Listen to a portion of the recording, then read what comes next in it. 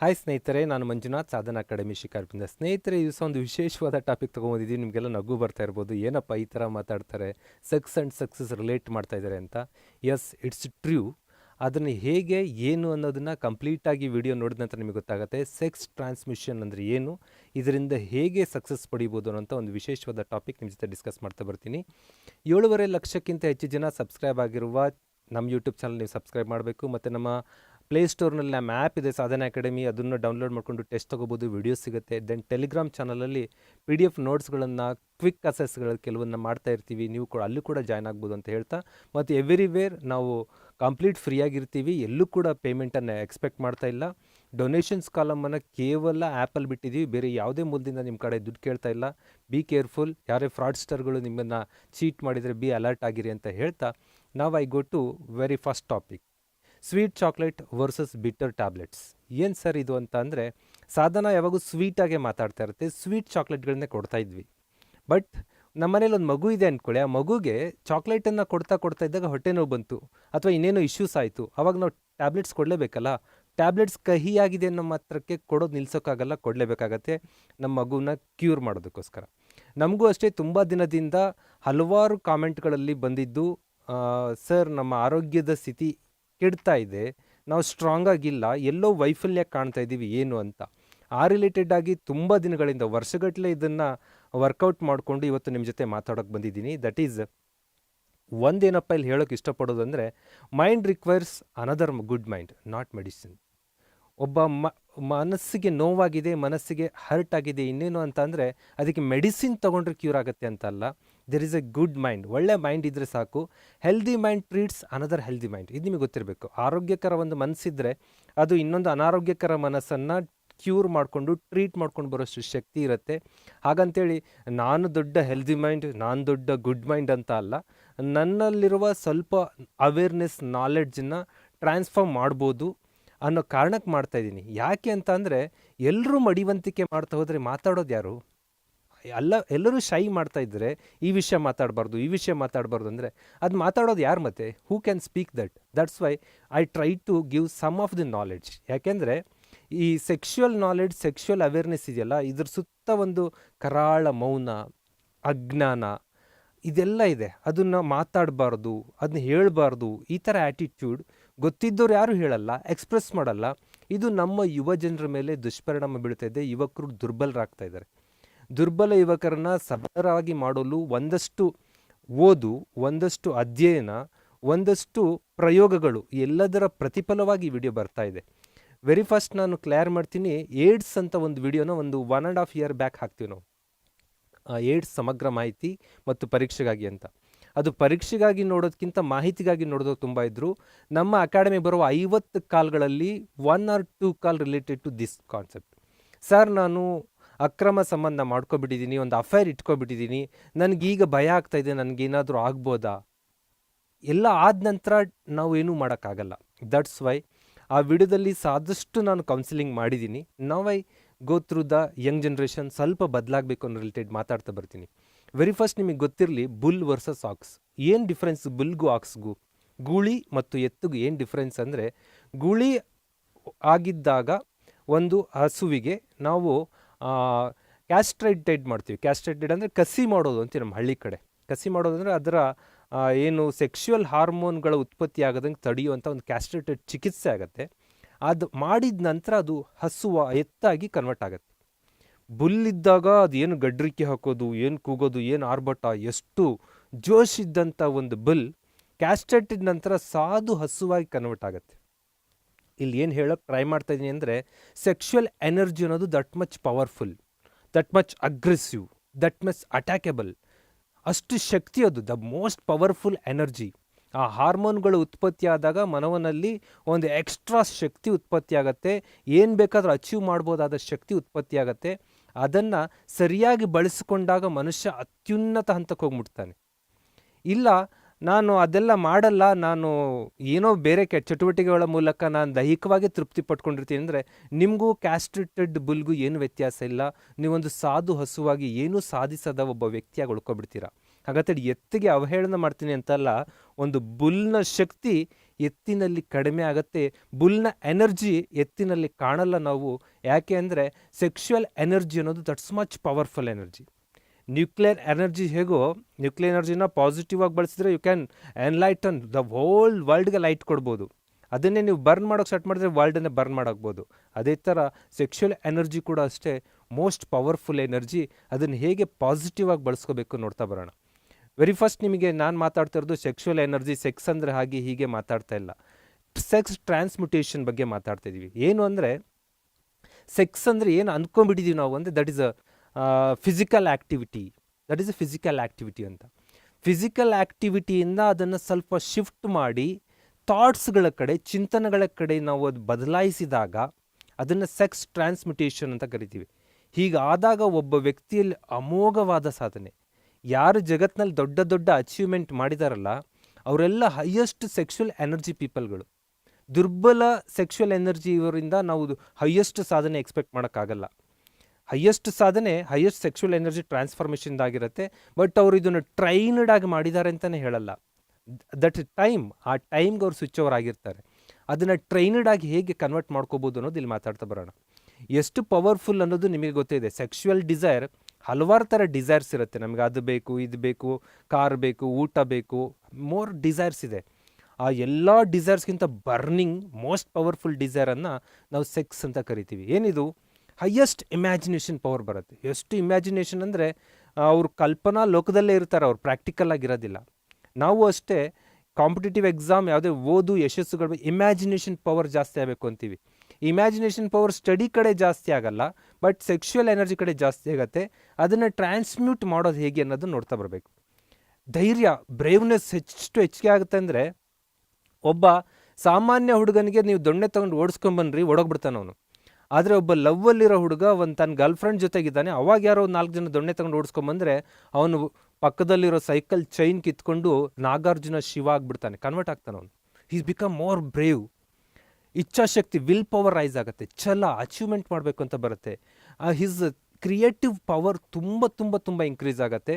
And ಅಪಾಯನೇ ಲೆಕ್ಸೋದಿಲ್ಲ, ಗೌರವನ ಲೆಕ್ಸೋದಿಲ್ಲ. ಇದು ನಿಮಗೆ ಗೊತ್ತಿರುತ್ತೆ. ಕಾಮಾತುರಾಣಂ ನಾಭಯಂ ನಾಲಜ್ಜಂ ಅಂತೀವಿ. ಅಂದರೆ ಆತುರ ಆದವನಿಗೆ ಭಯನೂ ಇರಲ್ಲ, ಲಜ್ಜೆನೂ ಇರಲ್ಲ. ಹೀಗಾಗಿನೇ ನೀವು ಕ್ರೈಮ್ ಡೈರಿ, ಕ್ರೈಮ್ ಸ್ಟೋರಿ ಇವೆಲ್ಲ ನೋಡಿ, ಅಲ್ಲಿ ತುಂಬ ಏನು 10 ಎಪಿಸೋಡ್ ಬಂದರೆ more than 5 to 6 related to sex ಡಿಸೈರ್ಸ್ಗಾಗಿ ಆಗಿರುತ್ತೆ, ಅಕ್ರಮ ಸಂಬಂಧಕ್ಕಾಗಿ ಆಗಿರುತ್ತೆ. ಅವರ ಅಪಾಯನೂ ಲೆಕ್ಸೋದಿಲ್ಲ, ಮರ್ಡರ್ ಮಾಡೋಕ್ಕೂ ರೆಡಿ ಇರ್ತಾರೆ.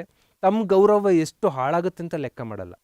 ಇಷ್ಟೊಂದು ಪವರ್ಫುಲ್ ಎನರ್ಜಿ, ಅದು ಏನಕ್ಕೂ ಕೇರ್ ಮಾಡದೆ ನುಗ್ಗುವಂಥ ಎನರ್ಜಿ. ಆ ಡಿಸೈರನ್ನು ಪಾಸಿಟಿವ್ ಫೈರ್ ಆಗಿ ಕನ್ವರ್ಟ್ ಮಾಡೋದು ಹೇಗೆ, ದಟ್ ಈಸ್ ದ ಮ್ಯಾಟರ್. ಇದು ಎಷ್ಟು ನಿಮ್ಮನ್ನು ಪವರ್ಫುಲ್ ಮಾಡುತ್ತೆ ಅಂತ ಅಂದರೆ ಸೆಕ್ಷುವಲ್ ಎನರ್ಜಿ ಮತ್ತು ಇತರೆ ನಿಮಗೆ ಟೆಂಪ್ಟ್ ಮಾಡೋದು. ಟೆಂಪ್ಟ್ ಅಂದರೆ you should ready to motivate ಆಗೋಂಥದ್ದು ಲೈಂಗಿಕ ಅಭಿವ್ಯಕ್ತಿ ಅಂದರೆ ಅದು ದಟ್ ಈಸ್ ಮೋಸ್ಟ್ ಪವರ್ಫುಲ್. ಅದರಷ್ಟು ಪವರ್ಫುಲ್ ನಾನು ಕೆಳಗಡೆ ಲಿಸ್ಟ್ ಮಾಡಿದ್ದೀನ, ಇದು ಯಾವುದೂ ಅಲ್ಲ. ಪ್ರೀತಿ ಪ್ರೇಮ ಜಾಸ್ತಿ ಆಗುತ್ತೆ, ಅದರಿಂದ ಕೂಡ ವ್ಯಕ್ತಿ ಮನಸ್ಸನ್ನು ಅಟ್ರ್ಯಾಕ್ಟ್ ಮಾಡ್ಕೋತಾನೆ. ಕೀರ್ತಿ, ಅಧಿಕಾರ, ಐಶ್ವರ್ಯ, ಈ ಡಿಸೈರ್ ಬಂದರೂ ಕೂಡ ವ್ಯಕ್ತಿ ಏನಾದರೂ ಮಾಡಬೇಕು ಅಂತ ಹೊರಡ್ತಾನೆ. ಸಂಗೀತ ಕೇಳಿಸ್ಕೊಳ್ಳೋದು ಕೂಡ ಅಷ್ಟೇ, ಅದೊಂದು ಹುಚ್ಚು. ಸಂಗೀತಕ್ಕೆ ಅಡಿಕ್ಟ್ ಆದವರು ಏನು ಬೇಕಾದ್ರೂ ಬಿಟ್ಬಿಡಕ್ಕೆ ರೆಡಿ ಇರ್ತಾರೆ. ಫ್ರೆಂಡ್ಶಿಪ್, ನನ್ನ ಫ್ರೆಂಡ್ಸ್ಗೋಸ್ಕರ ನಾನು ಏನು ಬೇಕಾದ್ರೂ ಮಾಡ್ತೀನಿ. ಇವೆಲ್ಲ ನಮ್ಮನ್ನು ಟೆಂಪ್ಟ್ ಮಾಡುವ, ಮೋಟಿವೇಟ್ ಮಾಡುವಂಥದ್ದು. ಆ್ಯಂಡ್ ಮಾಸ್ಟರ್ ಮೈಂಡ್ಗಳ ಕೂಟ, ಬುದ್ಧಿಜೀವಿಗಳದೊಂದು ಕೂಟ ಇರುತ್ತೆ. ಆ ಬುದ್ಧಿಜೀವಿಗಳ ಕೂಟಕ್ಕೆ ಡೈಲಿ ಹೋಗೋರೆಲ್ಲ ಸೇರ್ಕೊಳ್ಳೇಬೇಕು. ಅವ್ರನ್ನ ಬಿಡಿಸ್ತೀವಿ ಅಂದರೆ ಸಿಟ್ಟು ಬರ್ತಾ ಇರುತ್ತೆ. ಪರಸ್ಪರ ಕಷ್ಟ ಅನುಭವ, ನಿಮ್ಗೇನೋ ಪ್ರಾಬ್ಲಮ್ ಇದೆ, ನಿಮ್ಮ ಪ್ರಾಬ್ಲಮ್ ನಾನು ಕೇಳಿಸ್ಕೋತೀನಿ ಅಂದರೆ ನಿಮಗೆ ನಾವು ಇಷ್ಟ ಆಗ್ತಾ ಇರ್ತೀವಿ. ಯಾವತ್ತೂ ಮಾತಾಡುವವ್ರನ್ನ ಇಷ್ಟಪಡೋಕ್ಕಿಂತ ಕೇಳಿಸ್ಕೊಳ್ಳೋ ಜಗತ್ತು ತುಂಬ ಇಷ್ಟಪಡೋದು. ಸೊ ನಾನು ಮಾತಾಡ್ತೀನಿ ಅಂದರೆ ಓನ್ಲಿ ಆನ್ ಸ್ಕ್ರೀನ್ ಮಾತಾಡ್ತೀನಿ, ಓನ್ಲಿ ಆನ್ ಸ್ಟೇಜ್ ಮಾತಾಡ್ತೀನಿ. ಸುಮ್ಮನೆ ಜನರ ಹತ್ರ ನಾನು ಹಾಗೆ ಮಾತಾಡ್ತಾ ಹೋಗಲ್ಲ. ನಾನು ಜಸ್ಟ್ ಜನ ಬಂದವ್ರ ಹತ್ರ ಕೇಳಿಸ್ಕೊಳ್ಳೋದು ನನ್ನ ಹ್ಯಾಬಿಟ್. ಯಾವತ್ತೂ ನೀವು ಲಿಸ್ನರ್ ಆದ್ರಿ ಅಂದರೆ ನಿಮ್ಮನ್ನು ಇಷ್ಟಪಡೋರು ಜಾಸ್ತಿ ಆಗ್ತಾರೆ. ಸ್ವಯಂ ಸೂಚನೆ, ಆಟೋಮೇಷನ್, ಇನ್ಸ್ಟ್ರಕ್ಷನ್ ಕೊಡೋಂಥದ್ದು, ಭಯ ಆ್ಯಂಡ್ ಮಾದಕ ದ್ರವ್ಯ, ಡ್ರಗ್ಸ್ ಕೂಡ ನಿಮಗೆ ಮೋಟಿವೇಟ್ ಮಾಡುತ್ತೆ. ಈಗ ನೋಡಿರ್ಬೋದು ನೀವು, ಕೋವಿಡ್ ಟೈಮಲ್ಲಿ ಬಾರ್ಗಳೆಲ್ಲ ಲಾಕ್ ಮಾಡಿದಾಗ ಆ ಬಾರ್ನಲ್ಲಿರೋ ಮದ್ಯ ತೊಗೊಳ್ಳೋಕ್ಕೆ ಬಾರ್ನ ಒಡೆದು, ಬಾರ್ನ ದರೋಡೆ ಮಾಡಿಯೆಲ್ಲ ತೊಗೊಂಡಿದ್ದಾರೆ. ದಟ್ ಈಸ್ ಅಷ್ಟು ಮೋಟಿವ್. ಆದರೆ ಈ ಎಲ್ಲ ಮೋಟಿವ್ಗಳಿಗಿಂತಲೂ the powerful motive is sexual expression, sexual desire. ಆ ಡಿಸೈರನ್ನು ಪಾಸಿಟಿವ್ ಎನರ್ಜಿ ಕನ್ವರ್ಟ್ ಮಾಡಿಕೊಂಡು ಹೇಗೆ ಜಗತ್ತಿನಲ್ಲಿ ದೊಡ್ಡ ದೊಡ್ಡ ಸಾಧಕರು ಸೃಷ್ಟಿಯಾದರು ಅಂತ ನೋಡೋದಾದರೆ, ಒಂದು ಮಾತು ಕೇಳಿರ್ತೀರ ನೀವು, ಯಶಸ್ವಿ ಪುರುಷನ ಹಿಂದೆ ಒಬ್ಬ ಮಹಿಳೆ ಇರ್ತಾಳೆ ಅಂತ. ಅದು ಸಂಬಡಿ ಜೋಕ್ ಮಾಡ್ತಾರೆ, ಒಬ್ಬಳಿರ್ಬೋದು ಭಾಳ ಜನ ಇರ್ಬೋದು ಅಂತ. ಹಾಗೆ ಯಶಸ್ವಿ ಮಹಿಳೆ ಹಿಂದೂ ಕೂಡ ಒಬ್ಬ ಪುರುಷ ಇರ್ತಾನೆ. ಅಂದರೆ ಇಲ್ಲಿ ಕೇವಲ ಮಹಿಳೆ ಪುರುಷ ಅಂದ ಕೂಡಲೇ ಸಂಗಾತಿ, ಪ್ರೇಯಸಿ ಅನ್ನೋ ಪ್ರಿಯಕರ ಅನ್ನೋ ಅರ್ಥನೇ ಆಗಬೇಕು ಅಂತ ಇಲ್ಲ. ಸಮ್ಟೈಮ್ ಅದು ಸಹೋದರಿ ಆಗಿರ್ಬೋದು, ಸಮ್ಟೈಮ್ ತಾಯಿ ಆಗಿರ್ಬೋದು, ಸಮ್ಟೈಮ್ ಗೆಳತಿ ಆಗಿರ್ಬೋದು. ಅಲ್ಲಿ ಎಲ್ಲ ಕಡೆ ಪ್ರಿಯಕರ ಪ್ರಿಯತಮೆ ಇದೇ ಕಾನ್ಸೆಪ್ಟ್ ಬರುತ್ತೆ ಅಂತ ಅಲ್ಲ.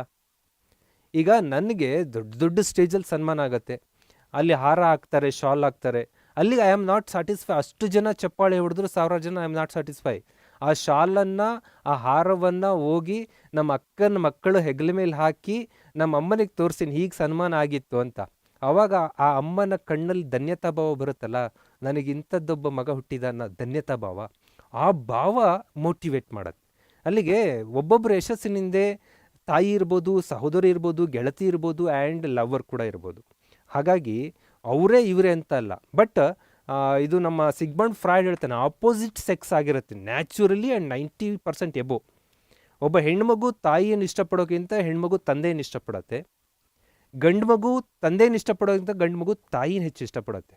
ಇದು ಒಂದು ಸೈಕಾಲಜಿಕಲ್ ಸಿಸ್ಟಮ್, ಅದು ಹಾಗಿದೆ. ಅದೇ ಥರನೇ ಇಲ್ಲಿ ನಾವು ತಗೋತಾ ಇರೋದು. ಅಲ್ಲಿ ಕೇವಲ ನೀವು ಹೆಣ್ಣು ಅಂದ್ಕೊಳ್ಳೆ ಒಂದು ಭೋಗದ ವಸ್ತುವಾಗಿ ಟ್ರೀಟ್ ಮಾಡೋದಲ್ಲ, ಅದರ ಆಚೆಗಿನ ಒಂದು ಬಾಂಡೇಜ್ ಇರುತ್ತೆ. ಅದೇನು? ಈ ಸೆಕ್ಶುವಲ್ ಡಿಸೈರನ್ನು ಯಾರು ಕೇವಲ ಫಿಸಿಕಲ್ ಆ್ಯಕ್ಟಿವಿಟೀಸ್ ಅಂದರೆ ಹೇಗೆಲ್ಲ ನಮ್ಮ ಹುಡುಗರು ಹಾಳಾಗ್ತಾರೆ ಮುಂದೆ ಮಾತಾಡ್ತೀನಿ ನಾನು. ಆ ಫಿಸಿಕಲ್ ಆ್ಯಕ್ಟಿವಿಟೀಸಿಂದ ಕನ್ವರ್ಟ್ ಇಂಟು ಸೈಕಾಲಜಿಕಲ್ ಮೋಡ್, ಮಾನಸಿಕವಾದ ಥಾಟ್ಸ್ ಆಗಿ ಕನ್ವರ್ಟ್ ಮಾಡೋದು. ಮಾನಸಿಕ ಥಾಟ್ ಅಂದರೆ ಮತ್ತೆ ಕೂತ್ಕೊಂಡು ಸೆಕ್ಸ್ ಬಗ್ಗೆ ಥಿಂಕ್ ಮಾಡೋದು ಅಂತಲ್ಲ, ಪಾಸಿಟಿವ್ ಎನರ್ಜಿಯಾಗಿ ಕನ್ವರ್ಟ್ ಮಾಡಬೇಕು. ಆಗ ಮಾಡಿದಾಗ ವ್ಯಕ್ತಿಯ ಪವರ್ ಎಷ್ಟಿರುತ್ತೆ ಅಂದರೆ ಯು ಕ್ಯಾಂಟ್ ಗೆಸ್ ದಟ್. ತೋರಿಸ್ತೀನಿ. ಈಗ ದೊಡ್ಡ ದೊಡ್ಡ ವ್ಯಕ್ತಿಗಳು ಮಾತಾಡಿದ್ದನ್ನು ಮುಂದೆ ಹೇಳ್ತಾ ಬರ್ತೀನಿ ನಾನು. ಸೆಕ್ಶುವಲ್ ಎನರ್ಜಿ ಜಾಸ್ತಿ ಇರೋಂಥವ್ರದ್ದು ಆ್ಯಟಿಟ್ಯೂಡನ್ನು ವಿಜ್ಞಾನಿಗಳು ಪತ್ತೆ ಮಾಡ್ತಾರೆ. ಅವ್ರ ಬಾಡಿ ಲ್ಯಾಂಗ್ವೇಜ್ ಚೆನ್ನಾಗಿರುತ್ತೆ. ಅಂದರೆ ಬಾಡಿ ಲ್ಯಾಂಗ್ವೇಜ್ ಅಂದರೆ ನಿಲ್ಲೋ ಸ್ಟೈಲ್, ನಡೆಯೋ ಸ್ಟೈಲ್, ಮಾತಾಡೋ style, action, acting, everything is beautiful. Sexual energy ಜಾಸ್ತಿ ಇದ್ದವರಲ್ಲಿ ಮಾತ್ರ ಆ ಆಕರ್ಷಣ ಬಾಡಿ ಲ್ಯಾಂಗ್ವೇಜ್ ಇರುತ್ತೆ. ಕೆಲವ್ರು ಹೇಗೆ ಬೇಕಾಗೂ ಇರ್ತಾರೆ, ತಮ್ಮ ದೇಹ ವಕ್ರವಾಗಿ ಬೆಳ್ಕೊಳ್ತಾ ಇದ್ರು ತಲೆ ಕೆಡ್ಸ್ಕೊತಾರಲ್ಲ, ಅವರಿಗೆ ಒಂದು ನಾನು ಬ್ಯೂಟಿಯಾಗಿ ಕಾಣಬೇಕಂತ ಆ್ಯಟಿಟ್ಯೂಡ್ ಇಲ್ಲ ಅಂದರೆ ಅವರಿಗೆ ಸೆಕ್ಶುವಲ್ ಎನರ್ಜಿ ಕಡಿಮೆ ಇದೆ ಅಂತ. ಅಂದರೆ ಸೆಕ್ಶುವಲ್ ಎನರ್ಜಿ ಅಂದರೆ ಸೆಕ್ಸ್ ಮಾಡುವ ಎನರ್ಜಿ ಅಂತಲ್ಲ, the desire is very less. ಅವರು ಮಾತಾಡೋ ಧ್ವನಿಯಲ್ಲಿ ಮಾಡ್ಯುಲೇಷನ್ಸ್ ಇರುತ್ತೆ, ಅಪ್ಸ್ ಡೌನ್ಸು, ಅಟ್ರಾಕ್ಷನ್. ಅದು ನಿಮ್ಮ ಕರಿಷ್ಮಾ ಜಾಸ್ತಿ ಮಾಡುತ್ತೆ. ಆ ಥರ ಪವರ್ಫುಲ್ ಇರ್ತಾರೆ. ಅವರ ಭಂಗಿ, ನಿಲ್ಲೋದು, ಅವರ ಹಾವಭಾವಗಳು, ದೇಹಕ್ಕೆ ಡ್ರೆಸ್ಸಿಂಗ್, ಅವ್ರ ಡ್ರೆಸ್ ಸೆನ್ಸ್ ಕೂಡ ಪರ್ಫೆಕ್ಟ್ ಅಕ್ಯುರೇಸಿ ಇರುತ್ತೆ. ಆ್ಯಂಡ್ ಅವರ ಚಿಂತನಾ ಶೈಲಿ, ಥಿಂಕಿಂಗ್ ಸ್ಟೈಲ್ ಇದೆಯಲ್ಲ, ಸೋ ಡಿಫ್ರೆಂಟ್. ಅವ್ರು ಯಾವಾಗೂ ನಾನು ಅಟ್ರ್ಯಾಕ್ಟ್ ಮಾಡಬೇಕು ಅಂತ ಇರುತ್ತೆ. ಅಂದರೆ ಯಾರೋ ಒಬ್ಬರನ್ನ ಅಟ್ರ್ಯಾಕ್ಟ್ ಮಾಡೋಕ್ಕೆ ಶುರುವಾಗಿತ್ತದು ಅಂತಂದರೆ ನೀವು ಅವ್ರನ್ನ ಅಟ್ರ್ಯಾಕ್ಟ್ ಮಾಡಿದ್ರಿ, ಫಿಸಿಕಲ್ಗೆ ಅಟ್ರ್ಯಾಕ್ಟ್ ಮಾಡ್ಕೊಂಡ್ರಿ, ಫಿಸಿಕಲ್ ಆ್ಯಕ್ಟಿವಿಟೀಸ್ ಮಾಡಿದ್ರೆ ಮುಗಿದೋಯ್ತದೋ. ಅದನ್ನು ನೀವು ಪಾಸಿಟಿವ್ ಆಗಿ ಕನ್ವರ್ಟ್ ಮಾಡಿ ಆ ಯೋಚನೆಯಲ್ಲೇ ಇರಲ್ಲ ಅವರು. They are very perfect in their body language, their modulation. ಯಾರನ್ನೂ ಅಟ್ರ್ಯಾಕ್ಟ್ ಮಾಡೋಕ್ಕಾಗಿಲ್ಲ, ಅದು ಇನ್ಬಿಲ್ಟಾಗಿ ಬಂದುಬಿಟ್ಟಿರುತ್ತೆ. ಹಾಗಾಗಿ ಪರ್ಸನಲ್ ಅಟ್ರಾಕ್ಷನ್ ಜಾಸ್ತಿ ಆಗುತ್ತೆ ಇದನ್ನು ಸರಿಯಾಗಿ ಬಳಸ್ಕೊಂಡಾಗ. ಕಾಮದ ಹುಚ್ಚನಿಗೂ ನಿಜವಾದ ಹುಚ್ಚನಿಗೂ ಏನೂ ವ್ಯತ್ಯಾಸ ಇಲ್ಲ ಅಂತ ಹೇಳ್ತಾರೆ ನೆಪೋಲಿಯನ್ ಹಿಲ್. ಅವರಿಬ್ಬರು ಇಚ್ಛಾಶಕ್ತಿ ಮತ್ತು ವಿವೇಚನಾ ಸಾಮರ್ಥ್ಯದ ಮೇಲೆ, will power and thinking capacity ಮೇಲೆ ನಿಯಂತ್ರಣ ಕಳ್ಕೊಂಡಿರ್ತಾರೆ. ಏನೂ ಡಿಫ್ರೆನ್ಸ್ ಇಲ್ಲ. ಒಬ್ಬ ಹುಚ್ಚ ಯಾರಿಗಾದ್ರೂ ಹೊಡೆದು ಏನಾದರೂ ಮಾಡಿ ಏನೋ ಕಿತ್ಕೋಬೇಕು ತಗೋತಾ ಇರ್ತಾನೆ. ಹಾಗೆ ಸೆಕ್ಶುವಲ್ ಡಿಸೈರ್ ಅತಿಯಾಗಿ ಆದಂಥ ವ್ಯಕ್ತಿ ಕೂಡ ಅಷ್ಟೇ, ಅವಳ ಗಂಡನನ್ನು ಮರ್ಡರ್ ಮಾಡಿ ಅವಳನ್ನು ಪಡ್ಕೋಬೇಕು ಅಂತ ಪ್ರಯತ್ನ. ಇದು ಇತಿಹಾಸದಿಂದನೂ ನೋಡ್ತಾ ಬಂದಿದ್ದೀವಿ. ಯಾರನ್ನು ಬೇಕಾದ್ರೂ ಕೊಲೆ ಮಾಡಿ ಅವಳು ಪಡ್ಕೋಬೇಕು, ಯಾರನ್ನು ಬೇಕಾದ್ರೂ ಕೊಲೆ ಮಾಡಿ ಅವನನ್ನು ಪಡ್ಕೋಬೇಕು. ದಿಸ್ ಡಿಸೈರ್, ಈ ಹುಚ್ಚುತನವನ್ನು ಹೇಗೆ ಕಂಟ್ರೋಲ್ ಮಾಡ್ಕೊಂಡಿರಬೇಕು ನೋಡೋಣ.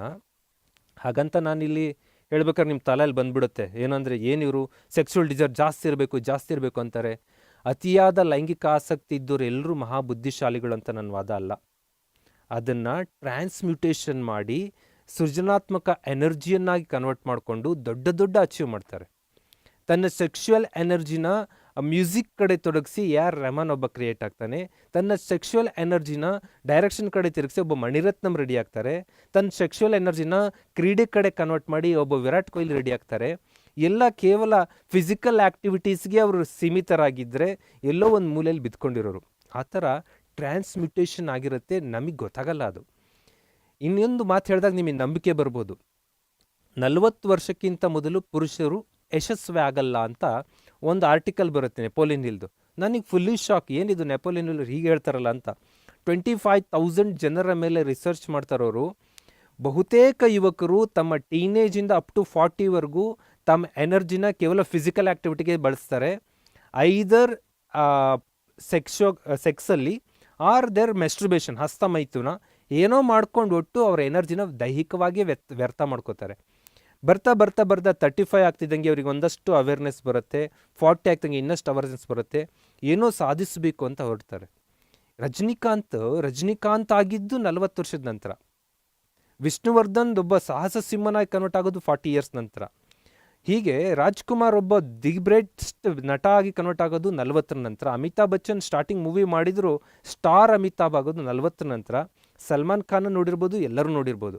40ರ ನಂತರ ಅವ್ರ ಕರಿಷ್ಮಾ ಇಂಪ್ರೂವ್ ಆಗ್ತಾ ಬರುತ್ತೆ. ಅಟ್ ಪ್ರೆಸೆಂಟ್ ಭಾರತದ ಪ್ರಧಾನಮಂತ್ರಿ ಮೋದಿಯವ್ರನ್ನೇ ನೋಡಿ. ಮೋದಿಯವರು 40ರವರೆಗೂ ಎಲ್ಲಿದ್ದರೂ ಹೇಗಿದ್ದರೂ ಪತ್ತೆ ಇಲ್ಲ. 40ರ ನಂತರದ ಅವರ ಟ್ರ್ಯಾಕ್ ಹಿಸ್ಟ್ರಿ ಸಿಗುತ್ತೆ, ಎಷ್ಟು ಹಾರ್ಡ್ ವರ್ಕು, ಹೇಗೆ ಇಲ್ಲಿವರೆಗೂ ಬಂದು ರೀಚ್ ಆದರು. 40 ಇಯರ್ಸ್ ನಂತರನೇ ವ್ಯಕ್ತಿಯ ಸಾಧನಾ ಮಟ್ಟ ಜಾಸ್ತಿ ಇರುತ್ತೆ. ಹಾಗಾದರೆ ಸರ್ ನಾವೆಲ್ಲ 20ರವ್ರು ಏನು ಮಾಡಬೇಕು? 20ರವ್ರು ನಿಮ್ಮ ಎನರ್ಜಿನ ಆ್ಯಕ್ಯುರೇಟಾಗಿ ಬಳಸಿದ್ರಿ ಅಂದರೆ ಯು ಆರ್ ದ ಪರ್ಫೆಕ್ಟ್. ನಿಮ್ಮನ್ನು ಬೀಟ್ ಮಾಡೋಕ್ಕಾಗಲಿ ಯಾರ ಕೈಲೂ ಆಗಲ್ಲ. ಅಷ್ಟು ಅದ್ಭುತವಾಗಿ ಬೆಳೀತಾ ಹೋಗ್ಬೋದು. ಹೇಗೆ ಮಾಡ್ಬೇಕು ಮತ್ತದು? ಅವ್ರಿಗೆ ಬಿಟ್ಕೊಡ್ದೆ, 40 ಆದಂಥ ಮಂಜುನಾಥಿಗೆ ಬಿಟ್ಕೊಡ್ದೆ 20ರ ಹುಡುಗರು ನಮಗಿಂತ ಪಾಶ್ ಆ್ಯಂಡ್ ಪವರ್ಫುಲ್ ಆಗಬೇಕು ಹೇಗೆ ಅಂತ ನೋಡೋದಾದರೆ ಒಂದು ಮಾತು ನಿಮಗೆ ಹೇಳ್ತೀನಿ. ಇದೆಲ್ಲ ಸುಮ್ಮನೆ ಎಲ್ಲೋ ಕಲೆಕ್ಟ್ ಮಾಡ್ಕೊಂಬಂದು ಇನ್ಫಾರ್ಮೇಷನ್ ಅಲ್ಲ. ಮತ್ತು ಈ ವಿಡಿಯೋ ಮಾಡೋ ಇಂಟೆನ್ಷನ್ ಸ್ಟಾರ್ಟ್ ಆಗಿದೆ ಇದರಿಂದ. ನನಗೆ 20% ಮೊಬೈಲನ್ನು ನಮ್ಮ ಹುಡುಗರು ಯುವಕರು ಯೂಸ್ ಮಾಡ್ತಾ ಇರೋದು ಬರೀ ಪಾರ್ನ್ ಸರ್ಚ್ಗೆ. ಇದು ಹಿಂದೆ 70%ವರೆಗೂ ಇತ್ತು. ಇತ್ತೀಚೆಗೆ ಅಲ್ಲಿ ಫಿಲ್ಮ್ ಬರ್ತಾ ಇದೆ, ಫೇಸ್ಬುಕ್ಕು, ವಾಟ್ಸಪ್ಪು ಅದು ಇದು ಬಂದ ಮೇಲೆ ಕಡಿಮೆ ಆಗಿರೋದು. ಮೊದಲು ನೆಟ್ ಕಾಸ್ಟ್ ಇದ್ದಾಗಲೂ ಕೂಡ ಮೋರ್ ದ್ಯಾನ್ 50% ಪಾರ್ನಿಗೆ ಯೂಸ್ ಆಗ್ತಾಯಿತ್ತು. ಇವತ್ತು ನೆಟ್ ಚೀಪ್ ಆಗಿದೆ, ನಮ್ಮ ಮುಖ ನೋಡ್ಕೊಳ್ಳೋಕ್ಕೂ ಫೇಸ್ಬುಕ್ಕಲ್ಲಿ ಯೂಸ್ ಮಾಡ್ತಾ ಇದ್ದೀವಿ. ಇವತ್ತಿಗೂ ಕೂಡ ಅಬೌಟ್ 20% ಇದಕ್ಕೆ ಯೂಸ್ ಆಗ್ತಾ ಇರೋದು. Then 90% boys addicted, 60% girls also addicted by 18 ವರ್ಷ ಆಗೋ ವೇಳೆಗೆ ಅವರು ಅಡಿಕ್ಟ್ ಆಗಿರ್ತಾರೆ ಅಂತ ಹೇಳ್ತಿದ್ದು ಈಗಿನ ಜನ್ರೇಷನ್ ಹೊಸ ಲೆಕ್ಕಾಚಾರದಂತೆ. And then 30% of internet content ಏನು ರೆಡಿ ಆಗುತ್ತೆ, 10 ಕಂಟೆಂಟ್ ರೆಡಿ ಆದರೆ ಶೇರ್ ಆಗ್ತಾ ಇದ್ದರೆ ಅದರಲ್ಲಿ 30% ಕಂಟೆಂಟು ಸೆಕ್ಷುವಲ್ ರಿಲೇಟೆಡಾಗಿ ಶೇರ್ ಆಗ್ತಾ ಇರುತ್ತೆ. ಇದನ್ನೆಲ್ಲ ತಪ್ಪಿಸ್ಬೇಕು ಅನ್ನೋದು ಒಂದು ಪ್ರಯತ್ನ ಅಷ್ಟೇ. ಇದಕ್ಕಾಗಿ ಒಂದು ಚಳುವಳಿ ಸ್ಟಾರ್ಟ್ ಆಗುತ್ತೆ. ಒಂದು ದಶಕದ ಹಿಂದೆ ಸ್ಟಾರ್ಟ್ ಆಯ್ತದು ನೋ ಫ್ಯಾಪ್ ಮೂಮೆಂಟ್ ಅಂತ. ನೋ ಫ್ಯಾಪ್ ಅಂದರೆ ಒಂದು ಗ್ರೂಪ್. ಇದಕ್ಕೇನು ದೊಡ್ಡ ಒಂದು ಸಂಸ್ಥೆ ಆ ಥರ ಅಲ್ಲ, ಒಂದು ಗ್ರೂಪ್. ಯಾರು ಪಾರ್ನೋಗ್ರಫಿ ಅಶ್ಲೀಲತೆಯನ್ನು ಬಿಡ್ತೀನಿ, ಹಸ್ತಮೈಥುನವನ್ನು ಬಿಡ್ತೀನಿ. ಅಶ್ಲೀಲತೆ ಅಂದರೆ there is many type of the ಅಶ್ಲೀಲತೆ ಅಂದರೆ ಒಂದು ಸೆಕ್ಸ್ ಮೂವಿನೇ ಆಗಬೇಕು ಅಂತ ಇಲ್ಲ. ಅಶ್ಲೀಲತೆ ಅಂದರೆ ಕೇವಲ ಸೆಕ್ಸ್ ಸಾಹಿತ್ಯನೇ ಆಗಬೇಕು ಅಂತ ಇಲ್ಲ. ಕಾಮಕಥೆಗಳು ಅದು ಇದು ಎಲ್ಲ ಇಂಟರ್ನೆಟ್ಟಲ್ಲಿ ತುಂಬ ಹೋಗಿರ್ತವೆ. ಸೆಕ್ಸ್ ಪಾರ್ನೋಗ್ರಫಿ ಅಂದರೆ ಒಂದು ಐಟಮ್ ಸಾಂಗ್ ಕೂಡ ಆಗಿರ್ಬೋದು. ನಮ್ಮ ಹುಡುಗಿಯರ ಮನಸ್ಸನ್ನು ಹಾಳು ಮಾಡುವಂಥ ಐಟಮ್ ಸಾಂಗ್ ಆಗಿರ್ಬೋದು. ಹೀಗೆ ಮೆನಿ ಡೈಮೆನ್ಷನ್ಸ್ ಇರುತ್ತೆ ಅಶ್ಲೀಲತೆಗೆ. ಮೆಸ್ಟ್ರುಬೇಷನ್ ಅಂದರೆ ಸಂಗಾತಿ ಇಲ್ಲದ ಟೈಮ್ನಲ್ಲಿ ತನ್ನನ್ನು ತಾನು ತನ್ನ ಕೈಗಳಿಂದನೇ ಸ್ಯಾಟಿಸ್ಫೈ ಮಾಡಿಕೊಂಡು ತನ್ನ ಸ್ಪರ್ಮನ್ನು ಎಜಾಕ್ಯುವೇಟ್ ಮಾಡುವಂಥ ಒಂದು ಪ್ರೋಸೆಸ್. ಹೀಗೆ ಮಾಡಿಕೊಂಡು ನಮ್ಮ ಹುಡುಗರೆಲ್ಲ ಹಾಳಾಗ್ತಾರೆ. ಅದನ್ನು ತಡೆಯೋಕೆ ಅವ್ರು ಹೇಳ್ತಾರೆ, ಸಿವಿಲೈಜೇಷನ್ ಪೀರಿಯಡಿಂದ ನಾವು ನೋಡಿದ್ದೀವಿ, ಅವಾಗ ಪಾರ್ನ್ ಇಲ್ಲ, ಏನಿಲ್ಲದೆ ಇದ್ದಾಗ ಜನಾಂಗ ಚೆನ್ನಾಗೇ ಇತ್ತಲ್ಲ ಸಾವಿರಾರು ವರ್ಷಗಳ ಕಾಲ. ಮತ್ತು ಈಗ ಯಾಕೆ ನಾವು ಟ್ರೈ ಮಾಡಿ ಉತ್ತುಂಗಕ್ಕೆ ಮುಟ್ಟಬಾರ್ದು? ಒಂದು 30ರಿಂದ 90 ದಿನ ಪ್ರಾಕ್ಟೀಸ್ ಮಾಡಿರಿ, you become perfect in no fap ಅಂತ ಹೇಳ್ತಾರೆ ಅವರು. ಪಾರ್ನೋಗ್ರಫಿ ಬಿಡಬೇಕು, ಅಶ್ಲೀಲತೆ ಹಸ್ತಮೈಥುನ ಬಿಡಬೇಕು. ಇದೆರಡು ಬಿಡಿಸುವಂಥ ಒಂದು ಮೂಮೆಂಟೇ ನಡೀತಾ ಇದೆ ಜಗತ್ತಿನಲ್ಲಿ. ನೀವು ನೋ ಫ್ಯಾಪ್ ಅಂತ ಹೊಡೆದ್ರೆ ಸಾಕು ಯೂಟ್ಯೂಬಲ್ಲಿ ಆ ಥರದ್ದು ಬರುತ್ತೆ. ನೀವು ಇದನ್ನು ಈ ಪದನೇ ಕೇಳಿರಲ್ಲ, no fap, that is the problem. No fap search ಮಾಡಿರಿ. ಚಿಕ್ಕ ಹುಡುಗರು ಡೆಲ್ಲಿ, ಬಿಹಾರ್, ನಮ್ಮ ಕರ್ನಾಟಕದಲ್ಲಿ ಹುಡುಗರು ನೋ ಫ್ಯಾಪಲ್ಲಿ ಒಂದು ವಿಡಿಯೋ ಮಾಡಾಕ್ತಾನೆ. ನಾನು 1 ವರ್ಷದಿಂದ ಹೀಗಿದ್ದೆ, 1 ವರ್ಷದಿಂದ I join no fap, not seeing ಅಶ್ಲೀಲತೆ, ನಾಟ್ ಡೂಯಿಂಗ್ ಹಸ್ತಮೈಥುನ. ಹೀಗಿದ್ದೀನಿ ನಾನೀಗ. ನಾನು ಹೋದ ವರ್ಷ ಹೀಗಿದ್ದೆ, ಈಗ ಹೀಗಾದೆ. ಯಾವುದೋ ವೆಯ್ಟ್ ಗೈನರ್ ಫುಡ್ ತೊಗೊಂಡ್ಕೊಳ್ಳೆ ಆಗಿಬಿಡಲ್ಲ. ಈ ಥರ ಹ್ಯಾಬಿಟ್ಸ್ಗಳನ್ನ ಬೆಳೆಸ್ಕೋಬೇಕು. ಬಿಲ್ಟಾಗಿ ನಿಮ್ಮ ಶಕ್ತಿ ಜಾಸ್ತಿ ಆಗುತ್ತೆ. ನೋಡ್ತಾ ಬರೋಣ, ನೋ ಫ್ಯಾಪಿನ ಬೆನಿಫಿಟ್ಸನ್ನು ಅವ್ರು ಲಿಸ್ಟ್ ಮಾಡ್ತಾರೆ. Improved focus. ನಿಮ್ಮ ಫೋಕಸ್ ಹೇಗೆ ಇಂಪ್ರೂವ್ ಆಗುತ್ತೆ ಅಂತ ಅಂದರೆ ಯು ಕಾಂಟ್ ಇಮ್ಯಾಜಿನ್. ಅಷ್ಟು ನಿಮ್ಮ ಅಟೆನ್ಷನ್ ಸ್ಪ್ಯಾನ್ ಜಾಸ್ತಿ ಆಗುತ್ತೆ. ಆ್ಯಂಡ್ ಫಿಸಿಕಲ್ ಹೆಲ್ತ್ ಬಾಡಿಲಿ ಅಂತೂ ಬ್ಯೂಟಿಫುಲ್. ನಿಮಗೆ ರೋಗ ರುಜಿನಿ ಮೈಕೈ ನೋವು ಸುಸ್ತು ಏನೂ ಇರೋದೇ ಇಲ್ಲ. Energy level you can't imagine. ಎಷ್ಟು ಕೆಲಸ ಮಾಡ್ತೀರಾ ಅಷ್ಟು ಇನ್ನೂ ಎನರ್ಜಿ ಬರ್ತಾ ಇರತ್ತೆ. ಕಾನ್ಫಿಡೆನ್ಸ್ ಲೆವೆಲ್ ಇಂಪ್ರೂವ್ ಆಗುತ್ತೆ. ಜನಗಳ ಮುಂದೆ ನಿಂತು ಮಾತಾಡ್ಬೋದಾದ ಶಕ್ತಿ ಬರುತ್ತೆ. ಆ್ಯಂಡ್ ಧಾರ್ಮಿಕವಾಗಿಯೂ ನಿಮ್ಮ ಸ್ಪಿರಿಚುವಲ್ ಲೆವೆಲ್ ಹೆಚ್ಚಿಗೆ ಆಗುತ್ತೆ. ನೀವೇನೋ ಒಂದು ಅಕ್ರಮ ಸಂಬಂಧ ಇಟ್ಕೊಂಡಿದ್ದೀರಿ ಅಂದ್ಕೂಡಲೇ ನಿಮಗದು ಆ ಕ್ಷಣಕ್ಕೆ ಖುಷಿ ಕೊಡುತ್ತೆ. ಆ ಕ್ಷಣ ಮುಗಿದ ನಂತರ ಒಂದ್ಸರಿ ನಿಮಗೆ ಡಿಪ್ರೆಷನ್ ಆಗುತ್ತೆ, ನಾನು ತಪ್ಪು ಮಾಡ್ತಾ ಇದ್ದೀನಿ ಅನಿಸುತ್ತೆ. ಮತ್ತು ನೆಕ್ಸ್ಟ್ ಡೇಗೆ ಮತ್ತೆ ಅಟ್ರಾಕ್ಷನ್ ಸ್ಟಾರ್ಟ್ ಆಗಿರುತ್ತೆ. ನಿಮ್ಮ ಸ್ಪಿರಿಚುವಲ್ ಲೆವೆಲ್ ಪತನ ಆಗೋಗಿರುತ್ತೆ. ಯಾವುದೇ ದೇವ್ರ ಮುಂದೆ ನೀವು ಕೈ ಮುಟ್ಕೊಂಡು ಕಣ್ಮುಚ್ಚಿ ನಿಂತಾಗ ನಿಮಗೆ ನಾನು ಒಬ್ಬ ಪಾಪಿ ಅನ್ನೋ ಪ್ರಜ್ಞೆ ಬರುತ್ತೆ ಬಿಟ್ಟರೆ ಐ ಆಮ್ ರೈಟ್ ಪರ್ಸನ್ ಅಂತ ಪ್ರಜ್ಞೆ ಬರಲ್ಲ. ಅಲ್ಲಿಗೆ ನಿಮ್ಮ ಹೈ ಸ್ಪಿರಿಚುವಲ್ ಲೆವೆಲ್ ಇರಬೇಕು ಅಂದರೂ ಕೂಡ ನೀವು ಇವನ್ ಮಾಡಬಾರ್ದು. Just practice. ಅವ್ರು ಚಾಲೆಂಜ್ ಮಾಡ್ತಾರೆ, ಒಂದು 21 ದಿನ ಪ್ರಾಕ್ಟೀಸ್ ಮಾಡಿರಿ, ನೀವು ಭಾಳ ದಿನ ಬೇಕಾಗಿಲ್ಲ. Just practice for 21 days. ನಿಮ್ಗೆ ಎಷ್ಟು ಅದ್ಭುತವಾದ ಅನುಭವ ನೀಡುತ್ತೆ, ಎಷ್ಟು ಬೆನಿಫಿಟ್ಸ್ ಆಗುತ್ತೆ ನೀವೇ ನೋಡ್ಬೋದು. There was this research done by like 3 scientists, and they just wanted to see like what semen constitutes. They found that 90% of it was water and 10% of it was nutrients, and those were the nutrients which included most of the minerals, cholesterol and other minerals which are foods for the brain. ರಿಸರ್ಚ್ಗಳು ಹೇಳ್ತವೆ. ಈಗ ಇಲ್ಲಿ ಒಂದು ಸಮಸ್ಯೆ ಬರುತ್ತೆ, allopathy Ayurveda ಅದನ್ನ ಮುಂದೆ ಮಾತಾಡ್ತೀನಿ ನಾನು. Sperm ಬಗ್ಗೆ ಒಂದು ರಿಸರ್ಚ್ ನಡೆಯುತ್ತೆ. ರಿಸರ್ಚ್ ಬಗ್ಗೆ ನಡೆದಾಗಲ್ಲಿ ಸ್ಪರ್ಮ್ ಒಳಗಡೆ, ವೀರ್ಯಾಣು ಒಳಗಡೆ 90% ವಾಟರ್ ಇದೆ, 10% ನ್ಯೂಟ್ರಿಯೆಂಟ್ಸ್ ಇದೆ ಅಂತ ಹೇಳ್ತಾರೆ. ನ್ಯೂಟ್ರಿಯೆಂಟ್ಸ್ ಅಂದರೆ ಪೋಷಕಾಂಶಗಳು, ನಮ್ಮ ದೇಹಕ್ಕೆ ಬೇಕಾದ minerals, proteins, everything is there. 10% nutrients. ನೀವು 10% ನ್ಯೂಟ್ರಿಯೆಂಟ್ಸನ್ನು ಡ್ರೈನೇಜ್ಗೋ, ಬಾತ್ರೂಮ್ಗೋ, ಬೆಡ್ಶೀಟ್ಗೋ ವೇಸ್ಟ್ ಮಾಡಿ ಹಾಕಿದ್ರಿ ಅಂದರೆ ನಿಮ್ಗೆ ದೇಹಕ್ಕೆ ಬೇಕಾದ ಎನರ್ಜಿ, ನ್ಯೂಟ್ರಿಯೆಂಟ್ಸ್ ಹೋಯ್ತು. ಯು ಕ್ಯಾಂಟ್ ಇಮ್ಯಾಜಿನ್, ಒಂದು ಹನಿ ರಕ್ತ ಹೋದಾಗ ನಾವು ರಕ್ತ ಹೋಯ್ತು ಅಂತ ಹೇಳ್ತೀವಿ. ರಕ್ತಕ್ಕೆ ವೀರ್ಯದಷ್ಟು ಶಕ್ತಿ ಇಲ್ಲ. ಇದನ್ನು ಶುಕ್ರ ಅಂತ ಕರೀತಾರೆ ಆಯುರ್ವೇದದಲ್ಲಿ. ಒಂದು ಮಗುವನ್ನು ಹುಟ್ಟಿಸುವ ಶಕ್ತಿ ಇರುತ್ತೆ. ಅಂಥದ್ದನ್ನು ನೀವು ಸಿಂಪ್ಲಿ ವೇಸ್ಟ್ ಮಾಡ್ತೀರಿ ಅಂದರೆ how can you become strong? Not only physically, mentally, psychologically, everything ನೀವು ಪೂರ್ ಆಗ್ತಾ ಹೋಗ್ತೀರಾ. ಅಷ್ಟು ಪವರ್ಫುಲ್ಲಾದ ಥಿಂಗ್ ಸ್ಪರ್ಮ್ ಅನ್ನೋದು, ಅಷ್ಟು ಕೇವಲವಾದ ವಸ್ತು ಅಲ್ಲ. ಹಾಗಾದರೆ ಸರ್ ಇಷ್ಟು ಪುರಾಣ ಹೇಳ್ತೀರಾ, ಹೇಗೆ ಕಂಟ್ರೋಲ್ ಮಾಡ್ಕೋಬೇಕು? ಕಂಟ್ರೋಲ್ ಮಾಡೋದು ವೆರಿ ಸಿಂಪಲ್. ಇತ್ತೀಚಿನ ಮೂವಿಗಳು, ಹಳೆ ಮೂವಿಗಳಲ್ಲೂ ಇರ್ತಾಯಿತ್ತು ಐಟಮ್ ಸಾಂಗ್ಗಳು. ಈಗ ಹಳೆ ಮೂವಿಗಳಲ್ಲಿ ಯಾರೋ ಹೊಸ ನಟಿ, ಎಕ್ಸ್ಟ್ರಾ ನಟಿ ಬಂದು ಮಾಡ್ತಾಯಿದ್ರು. ಈಗ ಆ್ಯಕ್ಟ್ರೆಸ್ಸೇ, ಮೇಯ್ನ್ ಆ್ಯಕ್ಟ್ರೆಸ್ಸೇ ಮಾಡ್ತಾ ಇರ್ತಾರೆ. ಆ ಥರ ಒಂದು ಅರೆಬೆತ್ತಲೆ ನೃತ್ಯಗಳನ್ನು ನೋಡಿಕೊಂಡು ನಂತರ ಯಾವುದೇ ಒಬ್ಬ ಸಾಧು ಸಂತನಿಗೂ ಕೂಡ ಮೈಂಡ್ ಕಂಟ್ರೋಲ್ ಆಗಲ್ಲ. So you should avoid that item songs. Pornography, ಅಶ್ಲೀಲ ಸಾಹಿತ್ಯ ಓದೋದು, ಅಶ್ಲೀಲವಾದ ಪುಸ್ತಕ ಓದೋದು, ಅಶ್ಲೀಲವಾದ ಸೀನ್ ನೋಡೋದು, ಅಶ್ಲೀಲವಾದ ಮೂವಿ ನೋಡೋದು ಅವಾಯ್ಡ್. ಎಷ್ಟು ಚೀಪಲ್ಲಿ ಸಿಗ್ತಾ ಇದೆ ಅಂತಂದರೆ ಜಸ್ಟ್ ನಿಮ್ಮ ಹತ್ರ ಡೇಟಾ ಇದ್ದರೆ ಸಾಕು, which type of movie can see, ಅಷ್ಟು ವರ್ಸ್ಟ್ ಮೂವಿ ಸಿಗುತ್ತೆ. ಅವನ್ನ ಬಿಡೋ ಟೈಮಲ್ಲಿ ನೀವು ಖಾಲಿ ಉಳ್ಕೊಂಡ್ರೆ ಅಂದರೆ ಮೈಂಡಿಗೆ ಮತ್ತೆ ಅದು ಬೇಕನ್ಸುತ್ತೆ. ಬಿಡೋ ಟೈಮಲ್ಲಿ ಯು ಕಂಟ್ ಕನ್ವರ್ಟ್ ಇಂಟು ಪಾಸಿಟಿವ್. ಏನು ಪಾಸಿಟಿವ್? ಜಿಮ್ಗೆ ಜಾಯ್ನ್ ಆಗಬೇಕು, ಅಥವಾ ರನ್ ಮಾಡಿ, ಏನೋ ಫಿಸಿಕಲ್ ಆ್ಯಕ್ಟಿವಿಟೀಸ್ ಮಾಡಿ, ನಿಮ್ಮ ಕೈಗಳನ್ನು ನೀವೇ ನೋಡ್ಕೊಳ್ಳಿ. ಅಲ್ಲೊಂದು ಫೋಟೋ ಹಾಕಿದ್ದೀನಿ ನಾನು, ಅನಿಲ್ ಕಪೂರ್ 60 ವಯಸ್ಸಿನ ನಂತರ ಹೀಗೆ ಮಾಡಿಕೊಂಡು ತನ್ನ ಶೋಲ್ಡರ್ನ ಹಿಂಗೆ ಸಾರ್ವಜನಿಕವಾಗಿ ಹಿಂಗೆ ತೋರಿಸ್ತಾನೆ ದಟ್ ಪರ್ಸನ್. ಅಂದರೆ what's the level of confidence. ನಮ್ಮ ಹುಡುಗರಿಗೆ ಶರ್ಟ್ ತೆಗೆದು ಹಿಂಗೆ ತೋರಿಸಿ, ನಿಮ್ಮ ಆರ್ಮ್ಸು ಬೈಸಿಪ್ಸ್ ಮಾಡಿ ತೋರಿಸಿ ಅಂತ ಅಂದರೆ ಏನೂ ಇರಲ್ಲ. ಬಿಕಾಸ್ ನಿಮಗೆ ನಿಮ್ಮ ದೇಹದ ಬಗ್ಗೆ ಕಾನ್ಷಿಯಸ್ ಇಲ್ಲ. ಸಲ್ಮಾನ್ ಖಾನ್ ನೋಡಿ ಖುಷಿ ಪಡ್ತೀರಾ, ಇನ್ನೊಬ್ಬನ ನೋಡಿ ಖುಷಿ ಪಡ್ತೀರಾ, ನೀವೇನಾಗಿದ್ದೀರಿ ನೀವು ನೋಡ್ತಾ ಇರಲ್ಲ.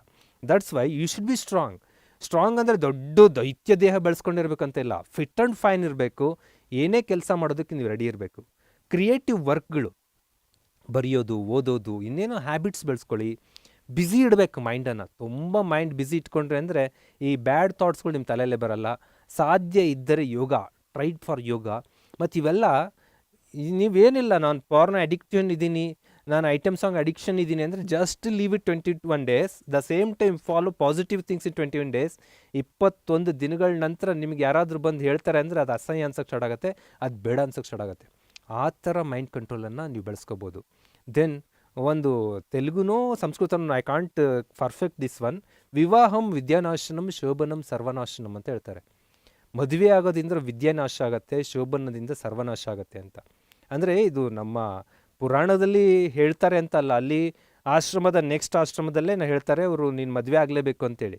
ಆ ಮದುವೆ ಆದಾಗಲೂ ಕೂಡ ನೀವು ಹೇಗೆ ನಿಮ್ಮ ದೈಹಿಕವನ್ನು ಬಳಸ್ಕೋತೀರಾ, ಸಂಗಾತಿಯೊಂದಿಗೆ ಹೇಗಿರ್ತೀರಾ, ಪ್ರತಿನಿತ್ಯ ನೀವು ಸೆಕ್ಷುವಲ್ ಡಿಸೈರ್ಗೆ ಪ್ರತಿ ಗಂಟೆಯಲ್ಲೂ ಸೆಕ್ಷುವಲ್ ಡಿಸೈರ್ಲಿ ತೊಡಗಿದ್ದೀರಿ ಅಂದರೆ ಯು ಆರ್ ನಾಟ್ ಪವರ್ಫುಲ್. ಶೋಭನಂ ಸರ್ವನಾಶನಂ ಅಂದರೆ ಆ ಥರ ಆಗುತ್ತೆ ಅಂತ ಹೇಳ್ತಾರೆ ಅವರು. ಹಾಗಾಗಿ ನಾವು ಸ್ವಲ್ಪ ಪಾಸಿಟಿವ್ ಆಗಿ ಥಿಂಕ್ ಮಾಡಬೇಕಲ್ಲ. Where the attention goes there the energy goes ಅಂತ ಒಂದು ಮಾತು ಕೇಳಿರ್ತೀವಿ ನೀವು. ನಿಮ್ಮ ಅಟೆನ್ಷನ್ ಎಲ್ಲಿ ಹೋಗುತ್ತೋ ಅಲ್ಲಿ ಎನರ್ಜಿ ಹೋಗುತ್ತೆ. ನಿಮ್ಮ ಅಟೆನ್ಷನ್ ಸೆಕ್ಸ್ ಕಡೆ ಹೋದರೆ ನಿಮ್ಮ ಎನರ್ಜಿ ಆ ಕಡೆ ಹೋಗುತ್ತೆ. ನಿಮ್ಮ ಅಟೆನ್ಷನ್ ಓದಿನ ಕಡೆ ಹೋದರೆ ನಿಮ್ಮ ಎನರ್ಜಿ ಈ ಕಡೆ ಹೋಗುತ್ತೆ. ನಿಮ್ಮ ಅಟೆನ್ಷನ್ ಜಿಮ್ ಕಡೆನೋ, ರನ್ ಕಡೆನೋ, ಗ್ರೌಂಡ್ ಕಡೆನೋ ಹೋದರೆ ಎನರ್ಜಿ ಆ ಕಡೆ ಹೋಗುತ್ತೆ. ನಿಮ್ಮ ಧ್ಯಾನದಂತೆ ನಿಮ್ಮ ಮನ, ನಿಮ್ಮ ಮನದಂತೆ ನಿಮ್ಮ ಶಕ್ತಿಯ ಫ್ಲೋ ಆಗೋದು. ದಟ್ಸ್ ವೈ ಅದನ್ನು ಫಾಲೋ ಮಾಡಿ. ದೆನ್ ವೀರ್ಯ ಕುರಿತಾದ ಒಂದಿಷ್ಟು ಸಂಘರ್ಷಗಳಿದ್ದಾವೆ.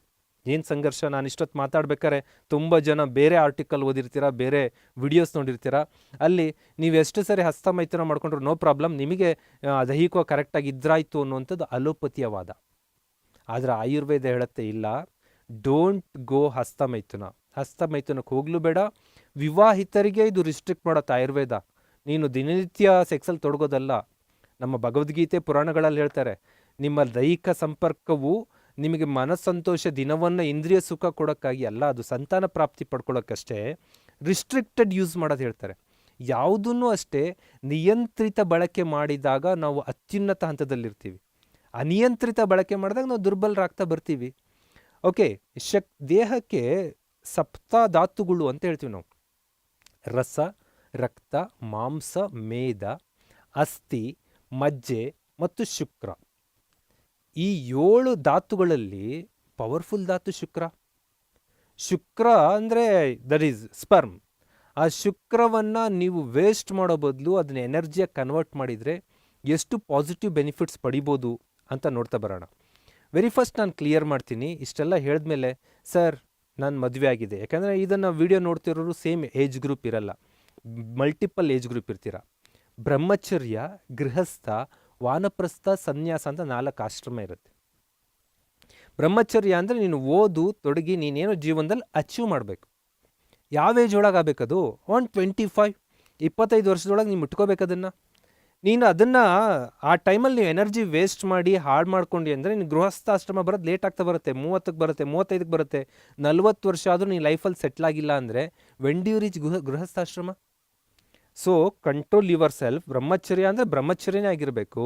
ನೀವು 100% ನಿನ್ನ ಶಕ್ತಿಯನ್ನು ಅಧ್ಯಯನದ ಕಡೆ, ಫಿಸಿಕಲ್ ಫಿಟ್ನೆಸ್ ಕಡೆಗೆ ತೊಡಗಿಸಿ ನೀನು ಒಬ್ಬ ಸಾಧಕನಾಗಿ ಹೊರ ಬಂದಿ ಅಂದರೆ ಯು ಎಂಟರ್ ಇಂಟು ಗೃಹಸ್ಥಾಶ್ರಮ. ಆ ಏಜ್ನಲ್ಲಿ ಕರೆಕ್ಟಾಗಿದ್ದಿ ಅಂದರೆ ಒಂದು 45-50 ವೇಳೆಗೆ ವಾನಪ್ರಸ್ಥಕ್ಕೆ ಈಗೆಲ್ಲ ಹೋಗೋಕ್ಕಾಗಲ್ಲ, ಸನ್ಯಾಸ. ಒಂದು 60-70 ಆದ ನಂತರ ನೀವು ಧ್ಯಾನ ಅದು ಇದು ತೊಡಗಿಬೇಕು. ಬಟ್ ನಮ್ಮಲ್ಲಿ ಏನಾಗ್ತಾ ಇದೆ ಅಂದರೆ 60 ನಂತರನೇ ತುಂಬ ಆ್ಯಕ್ಟಿವ್ ಆಗ್ತಾ ಇರ್ತಾರೆ. ರಿಟೈರ್ಡ್ ಆಗೋ ಅಧಿಕಾರಿ ತನ್ನ ಇದನ್ನು ಎಕ್ಸ್ಟೆಂಡ್ ಕೇಳ್ತಾ ಇರ್ತಾನೆ, ಈ 58 60 ಮಾಡು, 65 ಮಾಡು. ರಾಜಕಾರಣಿಗಳು 70 ಆದ ನಂತರ ಮೋಸ್ಟ್ ಆ್ಯಕ್ಟಿವ್, ಅವ್ರಿಗೆ ಆ ಹುದ್ದೆ ಈ ಹುದ್ದೆ ಬೇಕು. ಇವೆಲ್ಲ ಒಂದು ವಿನಾಶದ ಸೂಚಕಗಳು. ಯಾವ ಏಜಲ್ಲಿ ಏನು ಮಾಡಬೇಕು ಅದು ಮಾಡಿಲ್ಲ ಅಂದರೆ ಯಾವ ಏಜಲ್ಲಿ ಏನು ಮಾಡಬಾರ್ದು ಅದು ಮಾಡಬೇಕಾಗತ್ತೆ. ದಟ್ಸ್ ವೈ ನಿಮ್ಮ ಎನರ್ಜಿನ ಕರೆಕ್ಟಾಗಿ ಇಲ್ಲಿ ಯೂಸ್ ಮಾಡಬೇಕು. ಒಂದು ಕ್ಲಿಪ್ ನೋಡ್ಕೊಂಬನ್ನಿ, ವಿವೇಕ್ ಬಿಂದ್ರಾದು. Brahmacharya is needed until the age of 25 for sure, जो हमारे शास्त्रों में बताया गया। 25 साल की उम्र तक ब्रह्मचर्य का प्रैक्टिस करना बहुत ज़रूरी है, क्योंकि वहाँ मैं आपको बताऊँ, no greatness you can ever build while running behind women.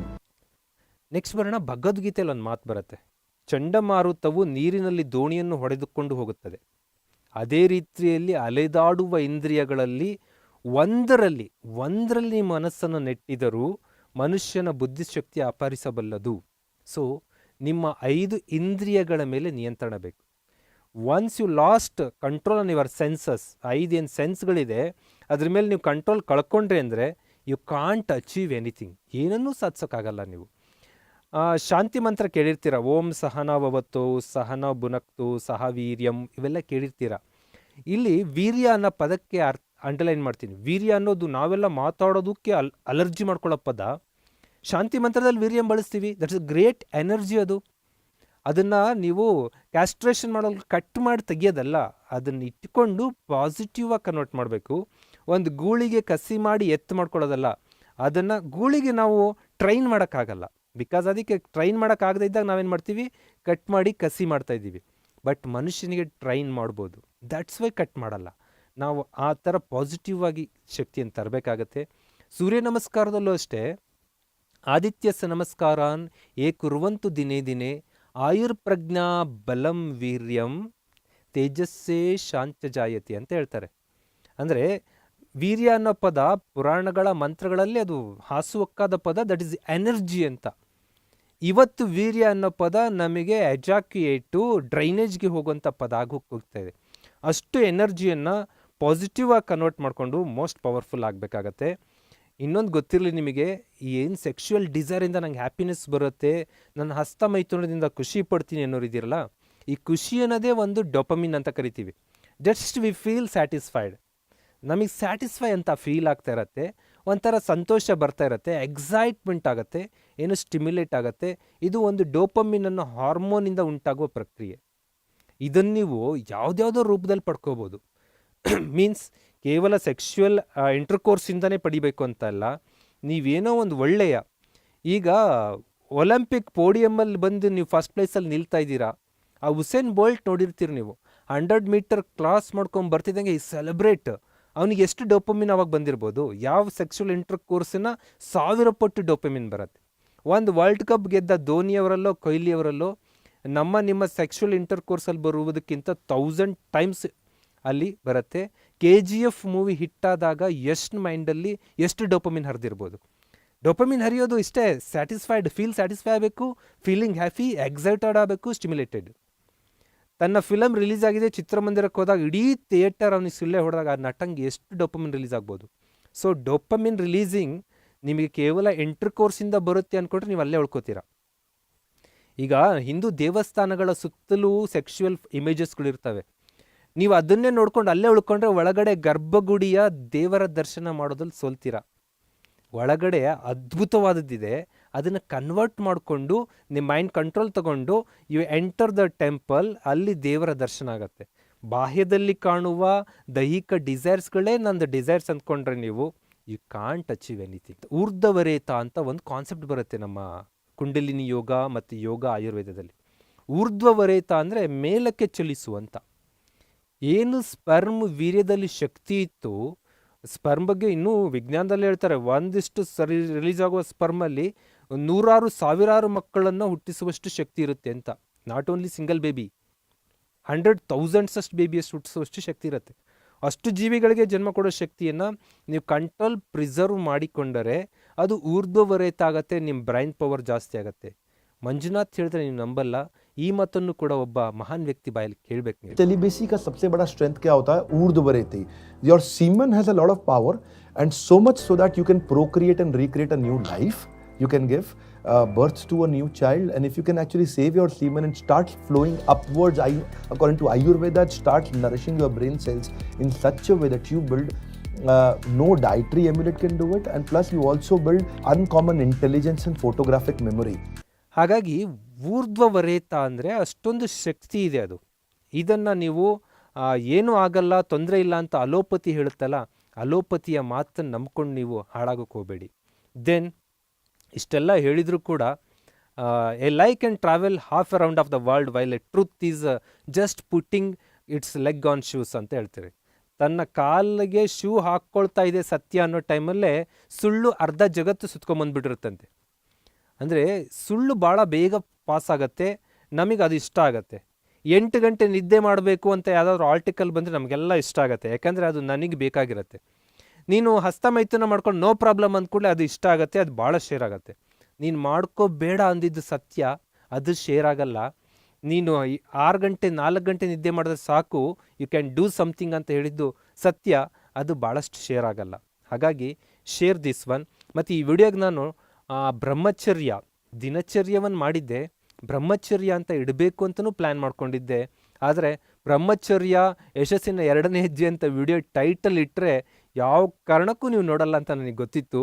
That's why ನಿಮ್ಗೇನು ಕ್ಯಾಚಿ ವರ್ಡ್ ಬೇಕೋ ಆ ಕ್ಯಾಚಿ ವರ್ಡ್ ಇಟ್ಕೊಂಡು ಹೇಗೆ ಬಡಿಬೇಕೋ ಹಾಗೆ ಬಡಿದಿದ್ದೀವಿ. ಇದನ್ನು ಅರ್ಥ ಮಾಡಿಕೊಂಡು ಹಸ್ತಮೈಥುನವನ್ನು ಡ್ರಾಪ್ ಮಾಡಿಕೊಂಡು ಸೆಕ್ಷುವಲ್ ಇಂಟರ್ಕೋರ್ಸನ್ನು ನಿಮ್ಮ 25ರವರೆಗೂ ವಿವಾಹ ಆಗುವವರೆಗೂ ಕಂಟ್ರೋಲ್ ಇಟ್ಕೊಂಡು ನಿಮ್ಮ ಮೈಂಡಲ್ಲಿ ಅಟ್ರಾಕ್ಷನ್ ಹೇಗಿರಬೇಕು ಅಂದರೆ ನಿಮ್ಮ ಪ್ರಿಯತಮೆಯನ್ನು ಮೆಚ್ಚಿಸುವುದು ನಿನ್ನ ಸಾಧನೆಯಿಂದ ಆಗಿರಬೇಕು, ಸೆಕ್ಷುವಲ್ ಎಂಟರ್ ಕೋರ್ಸಿಂದ ಅಲ್ಲ. After marriage you will do that. ನಿಮಗೆ ಗೃಹಸ್ಥಾಶ್ರಮಕ್ಕೆ ಪ್ರವೇಶನೇ ಇದೆಯಲ್ಲ, ಕಂಟ್ರೋಲ್.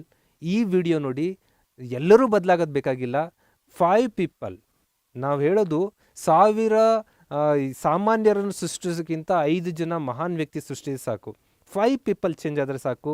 ಮೈ ಲೈಟ್ ಫೀಸ್ ಏನೋ ಸಮಥಿಂಗ್ ಮಾಡ್ದಂಗೆ ಅಂದ್ಕೋತೀನಿ. ದೊಡ್ಡ ಪ್ಲ್ಯಾಟ್ಫಾರ್ಮ್ ಆಗಿ ಬೆಳೆಸ್ತಾ ಇದ್ದೀರಾ ಸಾಧನವನ್ನು. ಇನ್ನಷ್ಟು ಎತ್ತರಕ್ಕೆ ಕೊಂಡೊಯ್ಯೋ ಜವಾಬ್ದಾರಿ ನಿಮ್ಮದು. ನಾವು ತಪ್ಪು ಮಾಡಿದರೆ ಹೀಗೆ ಮಾಡಿದ್ದೀರಿ ಅಂತ ಹಾಕಿ ಈ ಕಾಮೆಂಟ್ ಬಾಕ್ಸಲ್ಲಿ ಹಾಕಿ. If you don't like this, ನಮ್ಮನ್ನು ನೀವು